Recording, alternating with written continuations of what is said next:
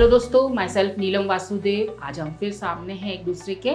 हम लोग पहले भी काफ़ी वीडियोस में मिल चुके हैं। आज मैं एक नए टॉपिक के साथ आपके सामने हूँ। वो टॉपिक है ग्राफोलॉजी।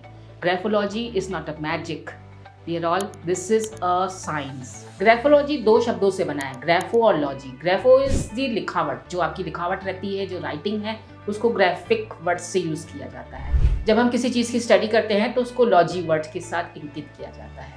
तो हम जानते हैं कि इंसान के व्यक्तित्व कितने तरीके के होते हैं। आपको पता है हर इंसान की 3 व्यक्तित्व होते हैं। They are having 3 personalities in them. एक तो वो है जो कि वो बहुत अच्छे से जानता है और वो खुद रियलिटी है, पर दूसरी होती है जो पब्लिकली प्लेस करता है खुद को। यानी हम हैं तो नहीं शाय, पर अपने आप को शाय दिखाते हैं, या डिसेंट है नहीं, पर in front of public we show in different way. फिर एक थर्ड पर्सनैलिटी के बारे में आपको जानकर हैरानी होगी दोस्तों। वो ये पर्सनैलिटी है जिसके बारे में कई बार हम खुद भी नहीं जानते होते हैं। यानी कि ऐसी पर्सनैलिटी, ऐसी पोटेंशियल या ऐसी कमियां जो हमारे अंदर हैं और हमें पता ही नहीं है। इवन आई कैन से कि मेडिकली इश्यूज भी कई बार हमें पता ही नहीं होते जो हमारे अंदर पनप रहे होते हैं। तो आपको जानकर हैरानी होगी कि सिर्फ और सिर्फ ग्राफोलॉजी से हम ये सब चीज़ें आपकी राइटिंग से पहचान सकते हैं, एनालाइज कर सकते हैं। ग्राफोलॉजी से आपको मालूम है कि आपके कॉन्फिडेंस लेवल को पता किया जा सकता है। इवन आपके मेंटल बैलेंसिंग का भी पता किया जा सकता है। इवन लाइफस्टाइल चेंज क्या करें हम कि हमारी लाइफ में कुछ बढ़ोतरी हो, कुछ ग्रोथ हो, वो भी पता किया जा सकता है। दोस्तों, आजकल जिस फील्ड में ग्राफोलॉजी बहुत प्रिवेल करती है, उन पॉइंट्स पे हम एक एक करके बात करेंगे। पहला पॉइंट मैं बात करूंगी करियर को लेकर। करियर में ऐसी ग्रोथ मिली है ग्राफोलॉजी को कि इवन रिक्रूटर्स रहते हैं, जो लोगों को सेलेक्ट करते हैं फॉर जॉब्स, उनके लिए बहुत अच्छा काम कर रही है graphology. They are just seeing the writing and analysing the writing and पता कर पा रहे हैं कि पर्टिकुलर पर्सन कौन से जॉब फील्ड के लिए एप्लीकेबल है या कौन सा जॉब उस पर्सन के लिए प्रॉपर सुटेबल है। सेकेंड पॉइंट दोस्तों, कि हम ये जान सकते हैं कि how can a person can decide their career. तो ये मैंने पहले ही बताया आपको कि करियर भी हम डिसाइड कर सकते हैं, weather a person is creative या लॉजिकल है या टेक्निकल है। इवन उसमें कुछ कमियां दिख रही हैं तो हम उस राइटिंग को सुधार कर प्रोग्रेस को हासिल कर सकते हैं। ये हो गया चिल्ड्रन के लिए। चिल्ड्रन की राइटिंग्स देख करके हम उनको उसी फील्ड के लिए प्रोवोक कर सकते हैं ताकि वो उसी फील्ड में ज़्यादा मेहनत करें। Third point is forensic and legal use दोस्तों। तो हम ये जानते हैं कि कई बार हमको अपराधियों को पकड़ने के लिए, हमको मतलब जो एक्सपर्ट्स हैं जो कि पता करते हैं कि अपराधी इस फील्ड में क्यों गया या वाकई इसने कुछ गलती करी है या नहीं करी है, तो even they can trace this thing through writing.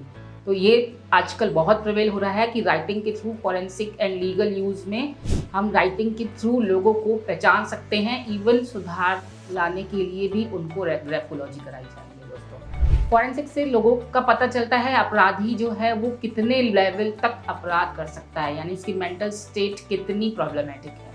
Fourth point is relationship counselling. आजकल रिलेशनशिप काउंसलिंग में भी ग्राफोलॉजी का बहुत अच्छे तरीके से यूज़ हो रहा है।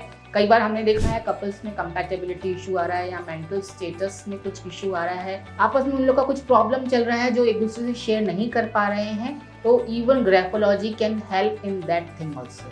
काउंसलर जो हैं जो ग्राफोलॉजी के थ्रू उनकी मेंटल स्टेट को समझ रहे हैं और उनको काउंसलिंग में हेल्प मिल रही है। Next and last point is about medical issues. दोस्तों, आपको जानकर हैरानी होगी कि सिर्फ राइटिंग देख करके मैं आने वाले टाइम की आपकी इवन मेडिकल इश्यूज भी बता सकती हूँ। यानी कि आपके जोड़ों का दर्द या फिर कोई डायबिटीज़ जैसी इश्यूज या फिर दिमाग से रिलेटेड, गले से रिलेटेड, हाथ पैर से रिलेटेड कोई भी इशू आपकी बॉडी में चल रहा है, वो भी हम एनालाइज कर सकते हैं थ्रू ग्राफोलॉजी। तो हमने तो ये बात करी कि how can we use graphology in day to day activities.